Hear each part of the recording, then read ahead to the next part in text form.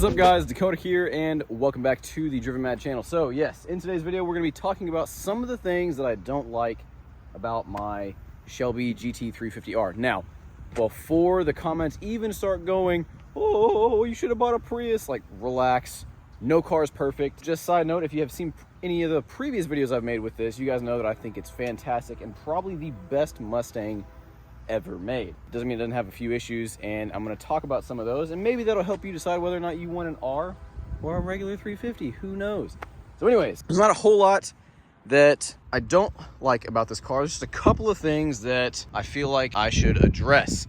So first and foremost, we're going to talk about the front end. Now obviously this is a track car, so that means it's got crazy slick tires. It's supposed to have huge splitters to create a lot of downforce for when you're at the track. However, out of my Camaro 1LE, my C8 Corvette, and this front splitter is by far the worst. And it is so low and juts out so much that it is just incredibly hard to go up any sort of grade without scraping it. Now, luckily it is plastic, so it's not carbon fiber where it costs a whole lot of money to replace, but still, it's insane just how much stuff you actually will scrape. Just going up the slightest little incline. You know, it'd be cool if they had added like a front lift or something, just to where you could raise it up, even just an inch. Or if they had like a more dailyable one, which again, a regular 350 would.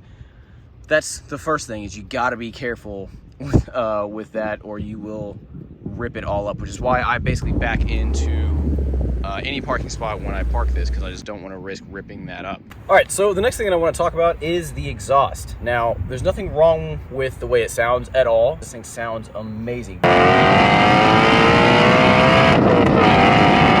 Definitely the best sounding car I've ever owned.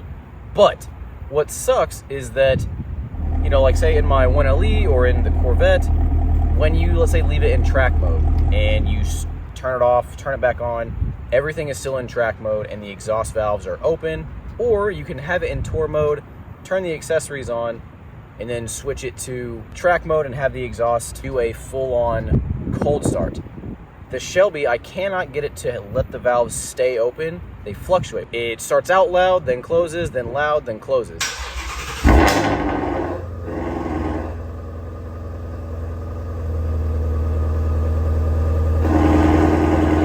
So it kind of fluctuates, and so you have to sit there and just kind of keep flipping the little toggle to get them to do a proper cold start.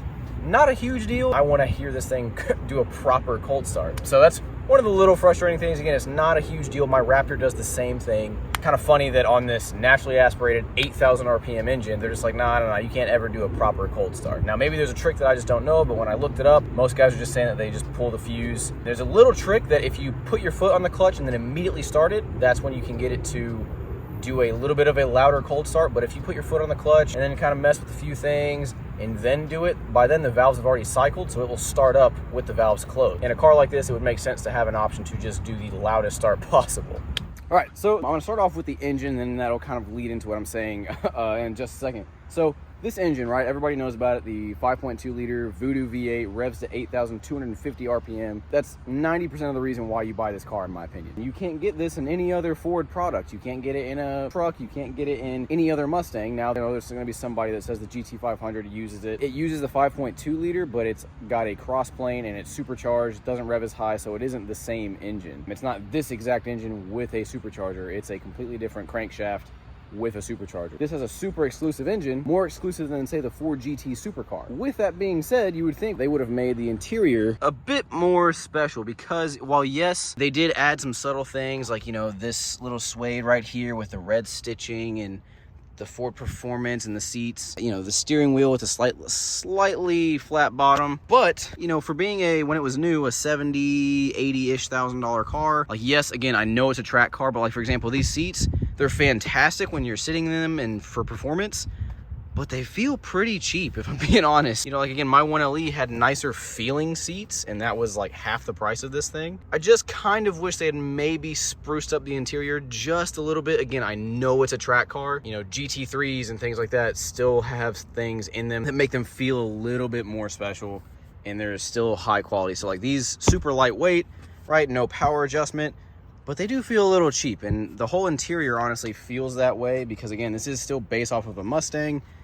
And, you know, my cousin's GR86, his interior on his $30,000 car feels just as high quality, if not better in some areas than this does. All right, and then for the next thing, I'm actually gonna hop in the car to show you guys, and this is actually my least favorite thing about the car.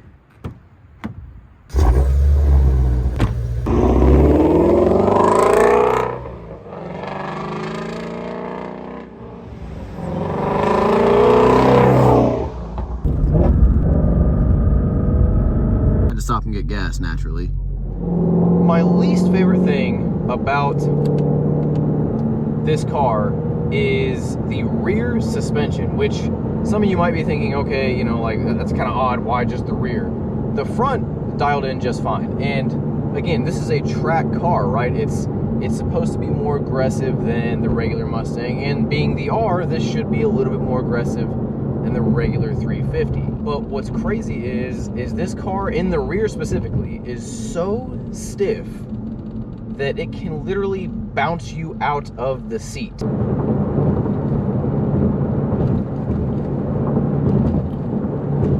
On bumps that you maybe didn't even know were there. I had no idea that that bump was that bad. And anything else that I've driven, the Corvette, the 1LE, didn't matter. In this, I literally get bounced out of the seat doing the speed limit. It's literally just, it bounces and it will catch air. I have been driving this thing, you know, spiritedly, where all of a sudden the RPMs just shoot up, and then it lands back down and it goes back to normal, which adds a little bit of drama because the thing's trying to kill you, but also is a little unsettling when you're trying to drive spiritedly on a normal road that isn't a racetrack, and the car just catches air. So it doesn't give you a whole lot of confidence when you're on anything other than perfectly smooth track tarmac or anything like that. Again, I get it, it's a track car, but even my 1LE in track mode, the Corvette doesn't have the mag ride, so it's just the standard suspension. But my 1LE in track mode is more comfortable than this is in this thing's comfort setting. So even in the comfort setting, it bounces you all over the place. Okay, so like I said, obviously the ride quality, I get it, it's a track car. But at the end of the day, when you're trying to drive spiritedly and you're worried that the car is literally going to catch air over a bump, it kind of drains your confidence a little bit. And also, if you go on a road trip, like when I drove this thing 16 hours straight back from Florida to Texas, when you're cruising steady at 75 miles an hour and then all of a sudden you hit a bump and the car just feels like it's jumping all over the place. It's not the most comfortable thing. And again, I get it, it's a track car, which is one of the things that I find it odd that even in the harshest suspension setting in my 1LE, it was still more comfortable and compliant than this thing setting in the comfort setting. So anyways, again, I'm sure some of you guys are going to be like, oh, it's a track car, you're an idiot. Yeah, rightly so, that's fair. But anyways, guys, those are just a few of the things that I find that I don't really like about the Shelby. But overall, this thing's amazing. Obviously, the best part about this car is the engine, the transmission, and the exhaust. So I'll let you guys end here with a little bit of exhaust note. And anyways, guys, I hope you enjoyed the video. You didn't get too pissed off by some of the things that I said. Anyways, if you guys are new to the channel, make sure to check out some of the other videos. Anyways, if you enjoyed the video, give it a like and make sure to subscribe. And then when you subscribe, click that bell notification so you get notified for more videos like this, about this car and plenty others. And yeah, thanks for watching. I'll see you guys in the next one.